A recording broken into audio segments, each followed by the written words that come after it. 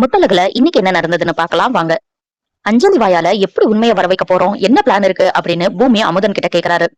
நீங்க பார்ட்டிக்கு போங்க, அவங்க கூட க்ளோஸா பழகுங்க, நீங்க நல்லா க்ளோஸா பழகுறீங்கன்னு தெரிஞ்சாலே போதும், அவங்க உண்மை எல்லாத்தையும் தானா உளறிடுவாங்க அப்படின்னு சொல்றாரு அமுதன்.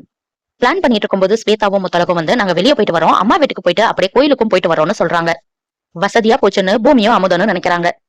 ஸ்வேதா முத்தழக நேரா ஷாப்பிங்க்கு கூட்டிட்டு போறாங்க. என்கிட்ட பணமே இல்லையே அப்படின்னு முத்தழகு சொல்ல, நான் பாத்துக்கிறேன் வாங்கக்கான்னு கூட்டிட்டு போறாங்க. அஞ்சலி பேசினது எனக்கு ரொம்ப ஒரு மாறி இருந்தது ஸ்வேதா.